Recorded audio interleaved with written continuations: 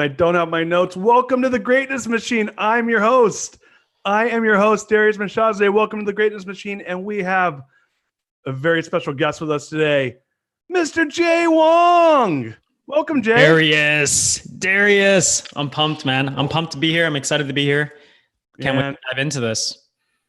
You're just one of those peeps I just wanted to have on this show. And here we are. Yeah, we've been talking about this, right?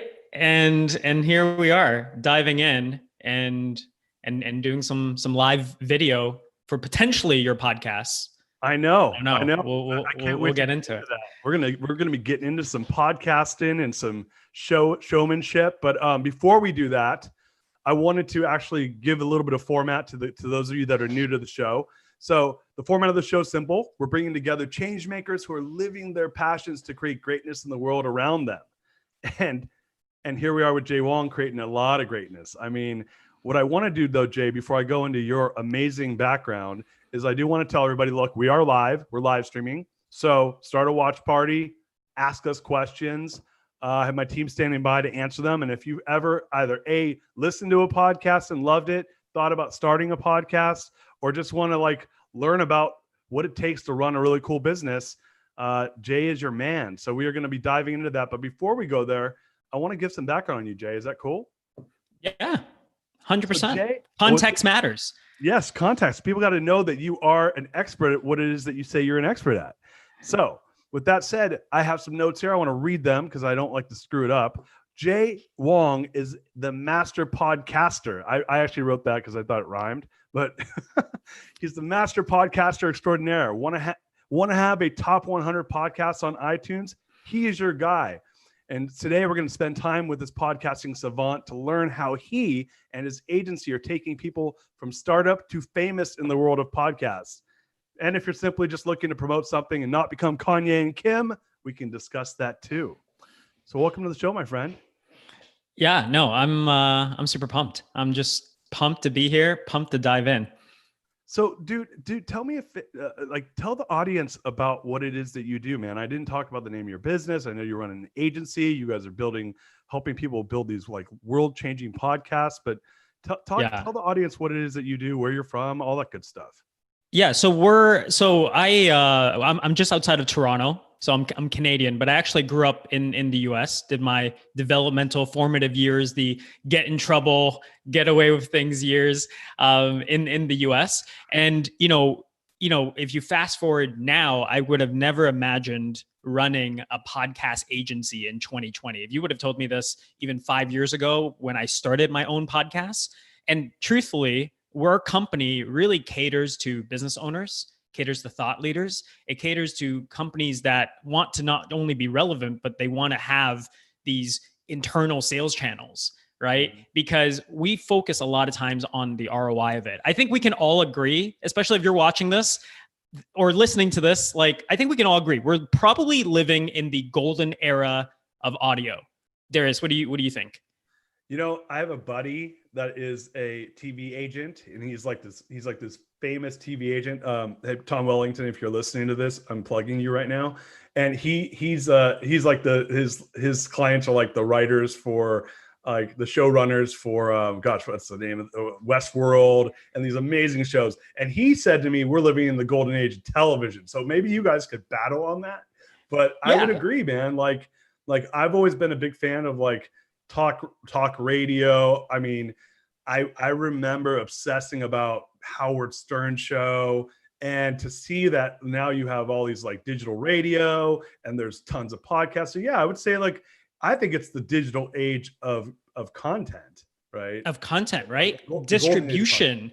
Yeah, distribution is everywhere, right? And especially if you're a business owner, a thought leader, really the name of the game is how can I dominate more space? Right? In my listeners' world, right? How can I dominate a little bit of their inbox, right? Maybe you need to have an email list. How can I dominate time when they're at the airport or traveling or in between things or cleaning or in the kitchen? Maybe you should have a podcast, right? So you're constantly in their ear. And, I think you're 100% spot on. Everybody, with just your cell phone, you have access to video, you can go live, right? You can make a podcast on your cell phone. right? But I would challenge individuals on this, because I think there's a massive difference between, hey, let's just create some content, right? And hey, let's just put it out there. Let's put, it's good in the beginning. It's good to be able to get into that habit.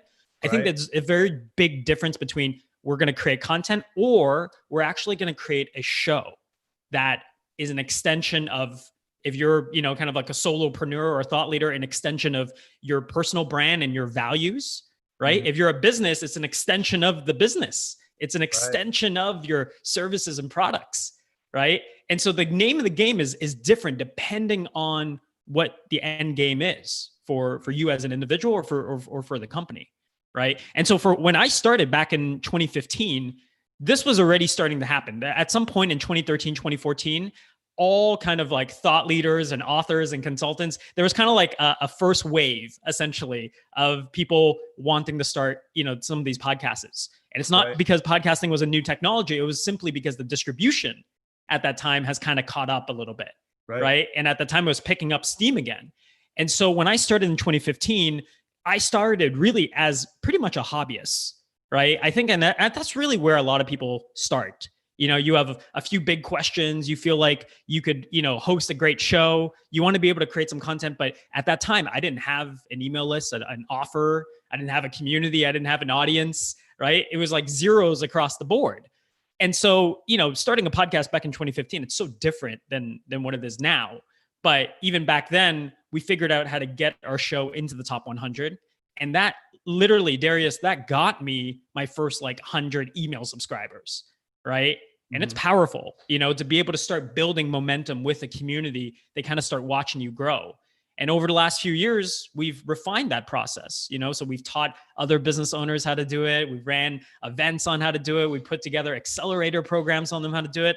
And the agency was really born out of, listening to our clients, right? We had a 2-day intensive one time, and a client wrote a check to be there, was there with me for 2 days. Right. And these are like intimate, max 12 people in the room. Everybody's a business owner in their own right, and she said, Jay, I love your stuff.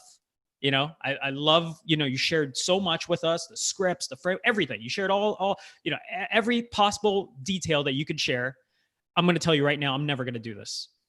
Wow. And I said, why? Why though? You just paid money to be here for 2 days to learn how to do this. Why aren't you going to action any of it? I think any good teacher, any good, person that stands behind their content would say that. She says, look, I'm to be honest, I'm entirely too busy. I have she was a realtor, right? So she goes, I'm a 7-figure, realtor business. I'm a mom, I have my investing portfolio. You could see it just gets kind of taxing, Right. But then she said, Jay, I would write you a bigger check if you could figure out how I could do this without me literally doing any of the hard stuff. I only want to be able to record. Got it. Oh, so she wasn't talking about not doing the show. She's like, I just want to go and show up and throw up. I don't want to do any of the technical stuff. That's right. Well, she was like, I'm not going to learn editing. I'm not going to pull these show notes and sit there with social media. And I'm not, and look, if you're watching this and you're just starting out with your brand, right? And if you were where I was in 2015, it's totally okay to say, hey, I want to go and learn some of those skills and be able to do it. Right? Because you probably don't have as much resources or a budget to be able to do that. But for business owners, that their focus is, hey, how can I actually grow my business? Right? How can I make a bigger difference with the content we're putting out there? How can we, reach more of our clients, but also reach more people that are maybe not quite our clients yet, but potentially could be, right? The name of the game is more about how we can keep them in their kind of zone. Right? How we can keep them in that special, we call it unique abilities. Some people call it, their zone of genius.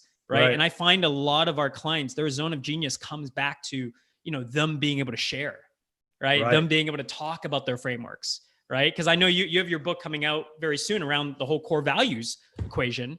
So imagine if I asked you, a little plug right there. I love the cover, by the way. Thank you, man. It's pink. Yeah.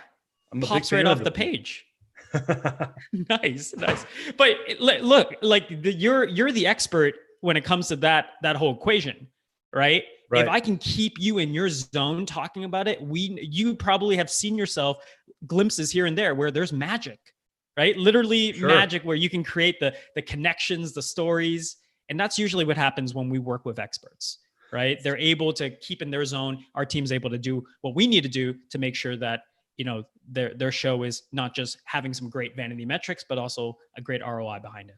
Yeah, so let's kind of go into that, because you were talking about like when you started there were zeros across the board, and then all of a sudden you got into the top 100, and so I'll use myself as an example. I have this new show I just started. I'm getting ready for the book launch. I reached out to you. I met you through Cherry, who she was top 20, I think, when she launched, right? So Yeah. so let's I don't know if you feel comfortable talking about her launch. Can we talk about how she got top 20? Yeah. We can talk about it, because look, I think just like launching your book, right? Without going into details, you probably have a bit of a launch plan, right? Around your book, right? We know the date, just a little bit, right? That was you wanted to hear. You want like the 2-minute version of my launch plan? Because it's kind of sure. fun. I gotta go there. Hit us with it. You're an entrepreneur, so you'll appreciate this. My plan was I didn't have a plan, and so I just went full-blown maniac entrepreneurial style. I'm going to do whatever I can to make this successful. And I expended an extremely ridiculous amount of energy, basically calling up every single person I knew to tell them I started a book, that I wrote a book, and asking them if they would support it and buy it for their teams. And that led me to some success. I mean, right now I've sold almost 4,000 books doing that, but it was because I was insecure about not having digital following. I didn't have a list. I didn't have a platform. I didn't have a live stream show. I didn't have a podcast. I didn't have a blog. I didn't have a vlog. I had none of that stuff. But I was like, the one thing I have is an analog, good old school analog network, and I'm just going to go pound on that, and that will get me so far. But to your point, and then from there, I hired a book launch team, and now they have a plan for me, right? But that was not the most efficient way of doing it. I was just like, I just got after it, Yeah. Well, and look, this proves a certain point, right? You gotta start with where you're at, right? And we work with tons of businesses all the time where they don't really have that much from a content marketing perspective. They would probably describe their marketing strategy patchy at best. Consistency is an issue, right? They know they should be doing certain things. They've tried a few things here and there. Maybe they have an email list, right? But it feels like it's just a bunch of different elements, different things. There's none of it is like pulled together, right? So part of that launch, and by the way, Darius, you did what great entrepreneurs do, right? You start with where you're at and you hustle to get to where you think you need to be, right? And through doing that, you start and you open so many different conversations. You rely back on your network, right? And totally. Some of these fundamentals is actually what makes the difference between launching anything, whether it's a course, book, podcast, right? And making it an ultra success, right? Or just saying, hey, I launched it and, maybe it's not quite hitting the result that I want, right? Because how many times have we seen entrepreneurs launch something that they kind of it kind of seems like they make a few posts about it. Right. And then it seems like they're on to the next thing, Whereas when you're launching, like if you look back at Cherry, and we're going to give a big shout out, obviously, to Cherry Rose Tan, she was on this amazing, massive journey. And I don't want, her story is just so powerful. I want, if you're interested in learning more about her story, but in a nutshell, she's leading like a mental health movement for tech founders. Yeah. Right. She has like some deep like values and stories that are built into that community. But Darius, I mean, we started working with her like a year before her podcast came out. Now this is like, it's an abnormal type of situation, right? Because typically we're able to deliver the podcast in the first 60 to 90 days, right? But even for her, she didn't have that much like quote unquote like social vanity like capital, right? But she had a lot of relationship capital, right? And I think when you're looking to launch anything, most of the algorithms, whether you're talking about iTunes or Amazon or even, the launch, is how fast do we hit, the first 10,000 or the first 100 buyers, you're looking to drive a very specific action within a short window of time, right? Hey, our course is coming online for the first, 24 hours or for the first 3 days, it's, X% off or, these amount of bonuses, right? When you're launching a book, it's a very similar thing. Same thing with iTunes. There's a certain algorithm which we've created a process on mastering this algorithm for our clients, right? And as long as they're following our launch plan, like step by step, right? And we obviously do it with them. Typically the results are really good. Where in Cherry's case, she was, she landed in the top 50, then the next day was top 20. And then she moved from like 20 to 19 to 18 to 17, like all the way up to like 14, right? And it had nothing to do with whether, like a lot of times people hear that and they go, oh, well, did it actually create like the right ROI for Cherry, right? ROI is not necessarily, it's not a one-time like event, right? Because we're not talking about like, hey, we're running direct ads to a webinar where there's a conversion, like there's conversion metrics across.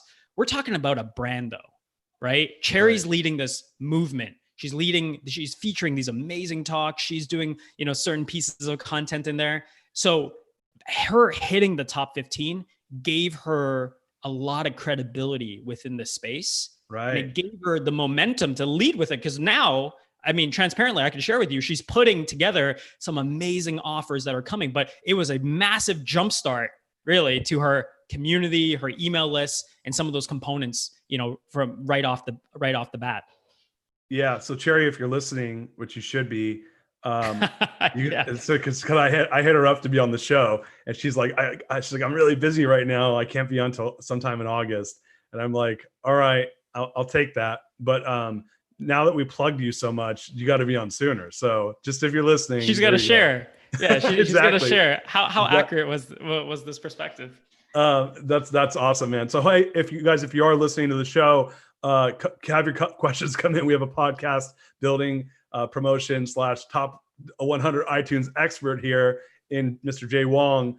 And I don't know about you, but like for me, I'm like, this is amazing. Like if you're trying to become the next Tim Ferriss, there's only one way to do it. You have to start somewhere, right? And so like I've used myself as an example, right? I've gone from this more traditional like business CEO role into now I'm launching my book, and yeah, maybe I will do other traditional CEO stuff in the future. But what I found is I've been wanting to do a show for a long time. I kind of dragged my heels like a lot of people do. And then with the book launch came the opportunity for me to launch The Greatness Machine, which is something that I had in my head for 2 years. And now you and I are talking about me converting the Greatness Machine into also a podcast. So if you wouldn't mind, like give our viewers some thoughts around like a Darius or me. Let's use me as a case study. I walk into your life and say, hey man, Cherry referred you to me because I got my kick-ass book that's coming out. And I want to maybe turn it into a podcast. I'm doing this live stream thing. Like, how are we going to turn The Greatness Machine into a top 20, top 50, top 100 podcast? And I'm shooting for top 20, but let's just start with top 100. And I don't have a digital following. Barely. I don't have a list. I'm okay on the analog side of the business. Like I know people, but like I don't have any of that stuff. But I do want this to be successful, and I'm coming to you to help me. Walk me through how you guys are going to do that. Yeah. So look, this is a brilliant question. And I love that we can just actually dive into this, because most interviews, you actually don't get like kind of like a live scenario case study type of thing. So we're gonna dive right in. So if you're watching and listening, would love some feedback, love some questions. And obviously we have any time, maybe we can fit that in. So look, one of the concepts we teach our clients, we call it our company's called Podcast Your Brand. So we call it the Podcast Your Brand trifecta effect, right? And so trifecta means that there's three kind of components. If you want to draw a triangle, right? There's three little things.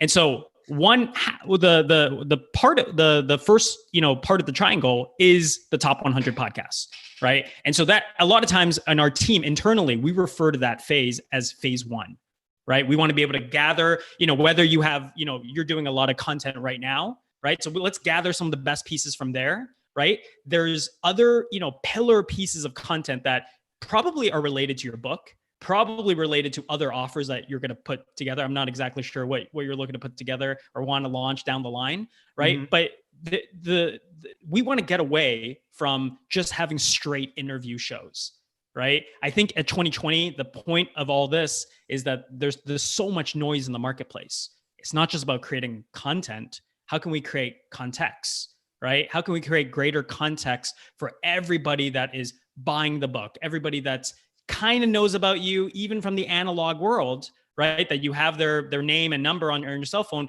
but maybe you don't have, them following you on some of the social channels, right? So I think the podcast is where we highlight the content and context of it.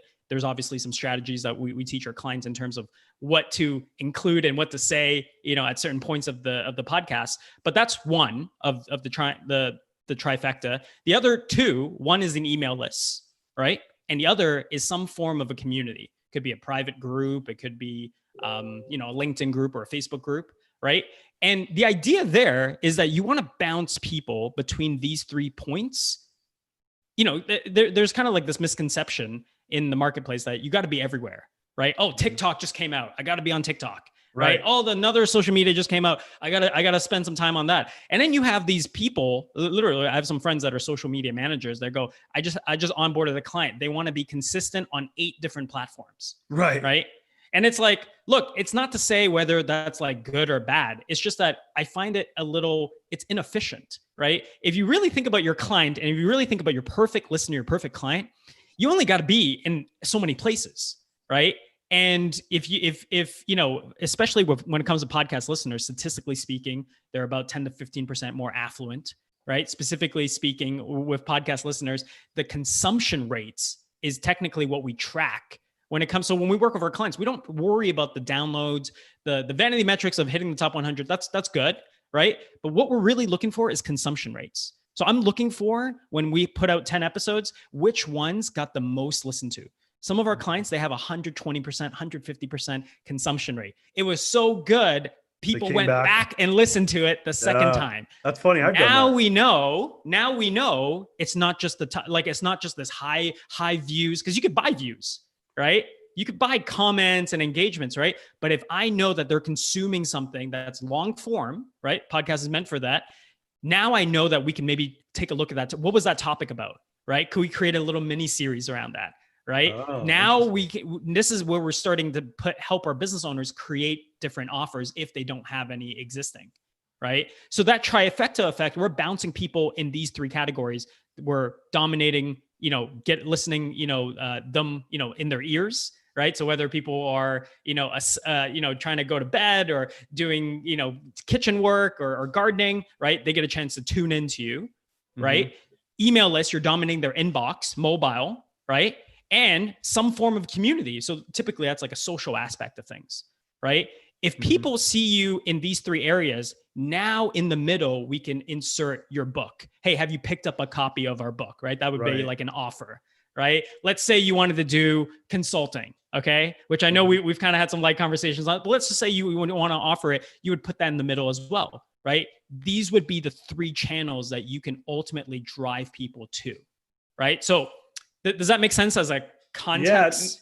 Yeah, no, it makes sense. And so I do want to ask you a question, because you said something around getting away from the interview, and there's like an oversaturation. And we have 2 questions that came in, so I'm going to jump there next. But quickly, if you wouldn't mind answering, again, you have there. I've heard some people complain there's an oversaturation of podcasts, and I kind of get, I kind of feel like when I'm on, for instance, LinkedIn, and the social networks I'm on is LinkedIn, Instagram, and Facebook, and they all kind of serve their own function, right? But my question to you is that, when you say context versus content, and when we say not doing interviews and going a different direction, give me a specific example of that. Yeah. So one of our clients, I'm not gonna.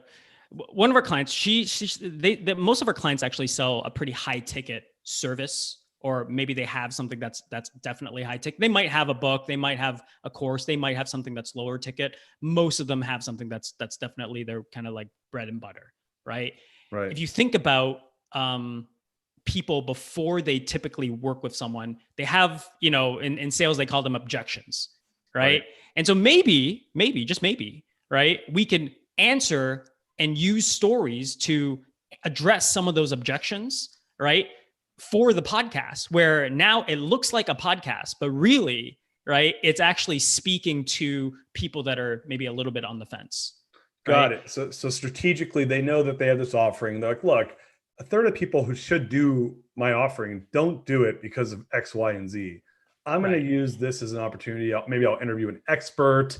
Maybe I'll do a one-on where I'm just talking about like my thoughts around the subject in a way where I'm educating, right? And I'm not saying, hey, Jay, you should really buy my product for X, Y, and Z. I'm saying, hey, Jay, I know that in my brain, I'm saying, I know you're not buying my product for X, Y, and Z because you're not educated about A, B, and C. So my whole podcast is about A, B, and C. I'm just going to teach all about it so that you can learn something. Is that kind of, am I thinking this the right way? Yeah. And so look, I mean, one simple one for you, right? A freebie one, right? Would be like, what would be the biggest myths? Let's say if we broke down like some of the bigger myths around having core values, right? Because maybe sometimes people think, hey, core value, I got that down. Like, that's easy. That's easy. Like I already did that. I got it done. I totally got it. And probably if I haven't even read your book, but probably if I start reading your book, you're probably going to start shifting some things with how I start looking at core values, correct? That's an amazing example. So let's use that as an example. Everyone says they have core values and nobody uses them in a high utility function in their business. So I always ask business owners who are usually, and this has always been, I've never came from the position of like teaching for the reason of getting them to change. I came from the position of like, hey, I'm a CEO, you're a CEO. This is the in my opinion, the most important asset you have in your business to affect growth and change and profit. And I'm pretty sure you think you have it and you don't. And so like literally, I tell everybody that, like, I don't know, Jay, do you have core values in your business? Yeah, I do. It's on Google Docs and we go through it, every quarter and so often. So I don't new want to hires I don't want to put you on the spot, but I want to you kind of put you on the spot. Yeah, sure. Yeah. We could reverse it. Yeah. So do you know what your core values are without looking at them? I can name you a good chunk of them. I wrote them. Yeah, I know. This is my favorite parts when people write them. But your core Let's start values. listing them out. Hold on. Let me pull up this Google Docs. Yeah. Hey, Darius, look over there. I'm going to pull up my doc really quickly. This is always done really well in person because people can't cheat. So I'll take you off the spot. I can name a good chunk of what means the most to me. But if I asked your employees if they know the core values, do you think that they would know them off the top of their head? No, not better than how I just did right now. Right. So look, like that's dude, by the way, you're in good company. That's almost everybody.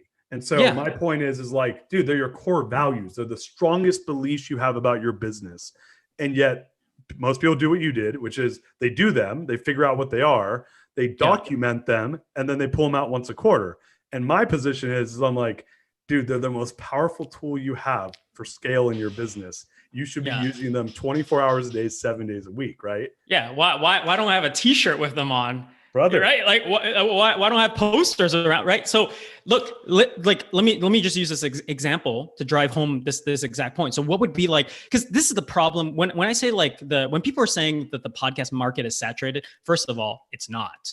Right. If you think about how many blogs and videos there are in the world going on at scale, it is not. We're still at the very, I wouldn't say like pure infancy stage, but we're in it, right? We're in this window of podcasts.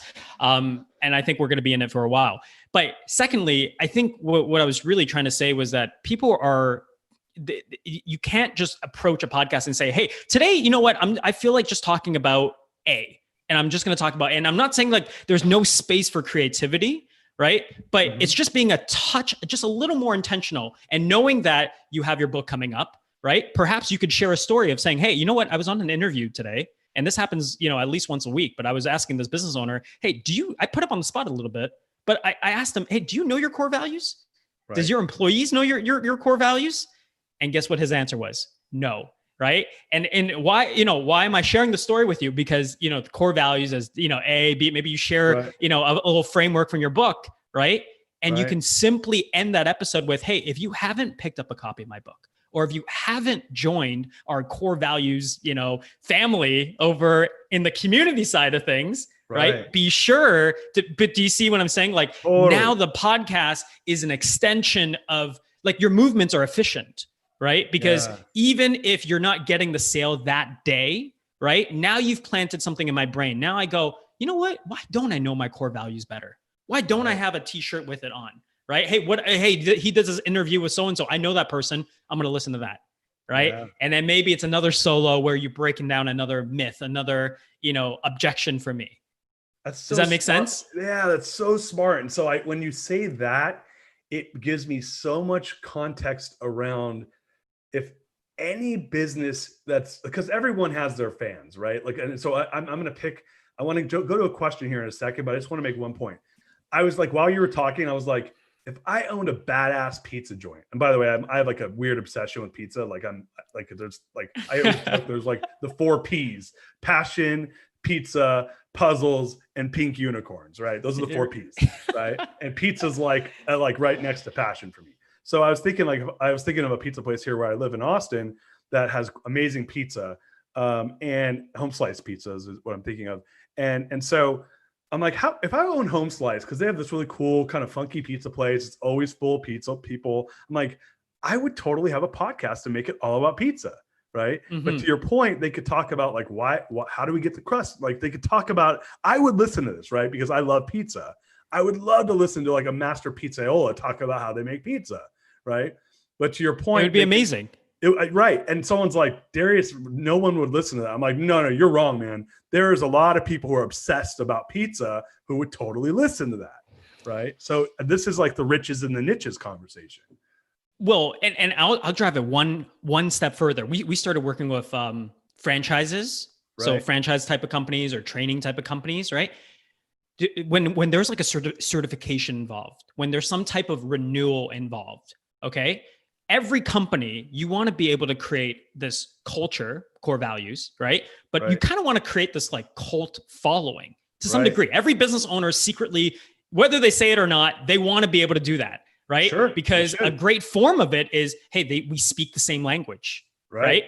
That we have the same lingo. We're from the same community. So these franchises, we started using this journey, not just to map out the kind of, vision, the dream vision of where they want their franchisees to grow into, right? But they started breaking these constant beliefs. They saw renewal rates go up from year 1 to year 2 by 20%, right? Year 2 to year 3 by another 15%, right? And once again, you're indoctrinating, you're essentially creating a community of people that are obsessed around the idea of pizza, around the idea of the company. You want that, right? Because now people understand they have language, they have core values, they have this, they have this like weekly show that's just a simple, gentle reminder, that's saying, hey, am I tapping into my core values for you? Right?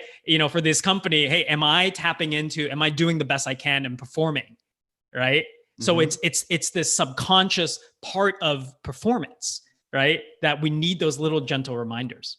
Yeah, I did a talk on the book to this group, and this guy introduced me to this book called Sapiens, and I haven't read it yet, which that's a joke with a lot of my friends who know me that I always recommend books I don't read. But he said that human decisions, like the humankind, we are shaped by the narratives of our lives, right? But the narratives control the decision making. So what's funny, and you don't know this yet, but I'll send you a copy of the book and you can read it.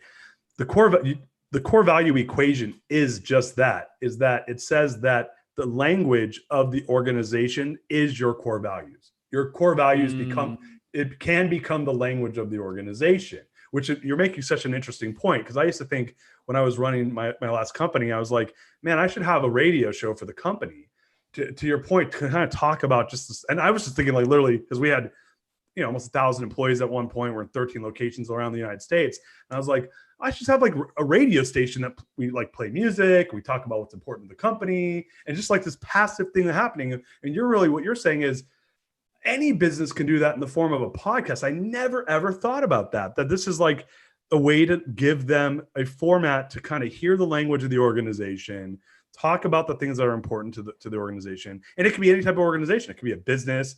It could be a political movement. It could be a TV show. It could be anything. And we're only seeing it more from the entertainment side right now, right? But what you're saying is, no, we should be able to we could translate that into any organization of people who you want to have a common set of beliefs and help promote that, right? 100%.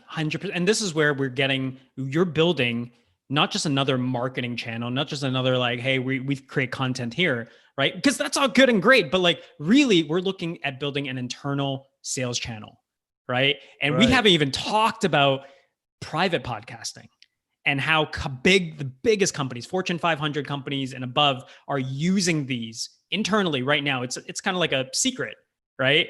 But imagine you worked at Apple or American Express, right? It would be in their favor to, as a perk, you know what I mean, that you would have access to some of this stuff. And but this technology it's evolving, it's coming. Right. That's what's coming on the forefront. But I'm saying, look, if you're not at the Fortune 500 stage, which I get it, not that many people are in the world, that's fine. But if you're building a movement, if you're building a company with the core values and you want to have the 1,000 true fans, like you want to actually do it properly, right? And not just have these like groups and silos of people, because I'm pretty sure everybody feels like, especially if you create content for half a month, right? Which I'm sure like that might have been a similar feeling for you, right?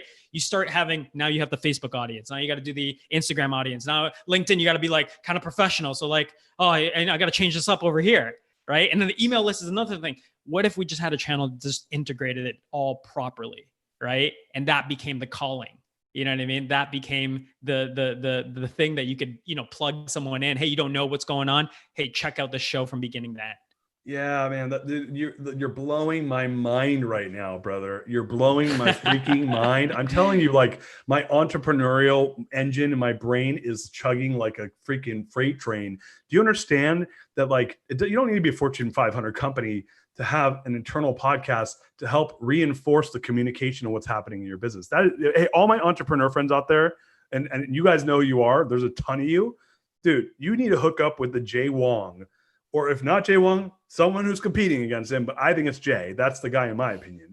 And you need to open an internal podcast in your company. I wish I had this conversation with you 5 years ago. I would have built one in 2 seconds in my company, because now what's going on in my business right now that I want my employees to be aware of, that's important, we're pushing. I want to have a 30-minute conversation with them, just kind of talking about it. Right.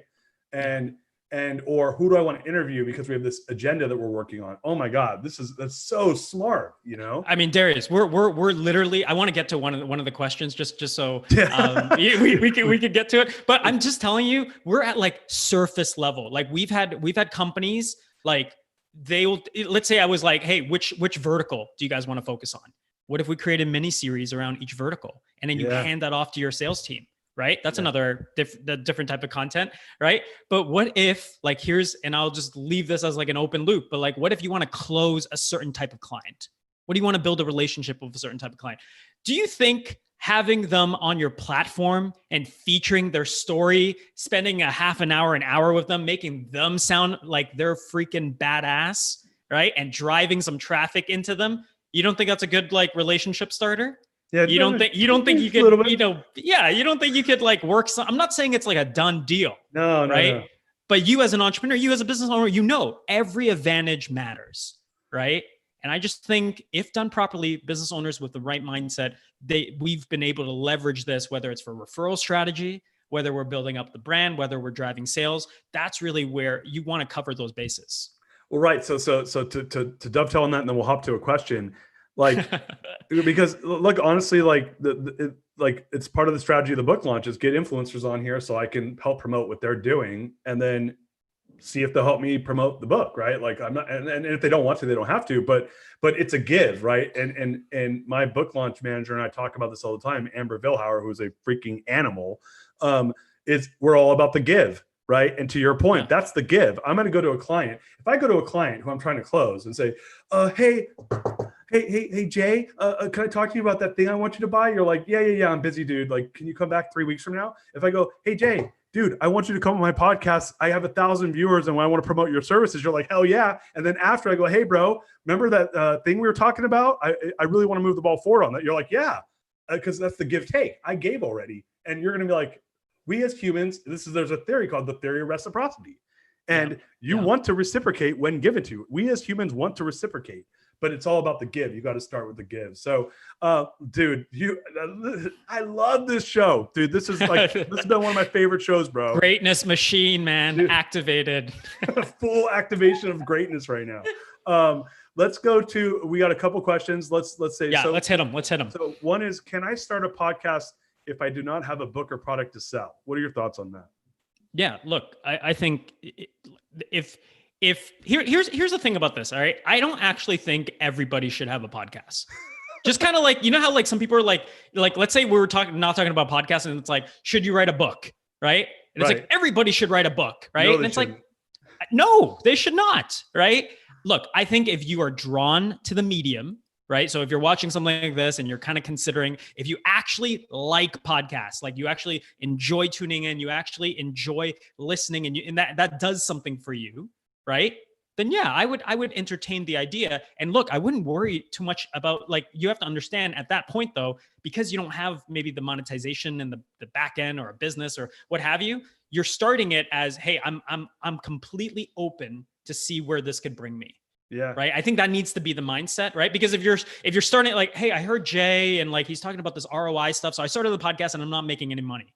Right. And I have a listener of like, it doesn't matter what their listenership are, because their focus is they're not right. Like they're not open to it. So look, if you're going to do it, I think you got to love the medium. And I think you just got to be open to see what opportunities take you. But look, I think at very least do 15, reach up the coolest 15 people in your network, have that experience with them. I think something cool is going to, is going to happen within your life. Yeah. That I love that, man. And I agree. Like I was telling somebody, because I just started this show like literally a week ago today. And I said, this is the best thing I've ever done. I freaking love doing this. And and so I can't, and I think that if you love doing something, then you just enjoy the process, right? Like you and I get to have, like we've talked a couple times on the phone. This is the best conversation. We've had good conversations, but this is the best conversation we've had. And it's live for a bunch of people on Facebook, right? So next question, and then we're gonna get it wrapped up here. But sure. Next question is there any topic you are sick of people starting podcasts over?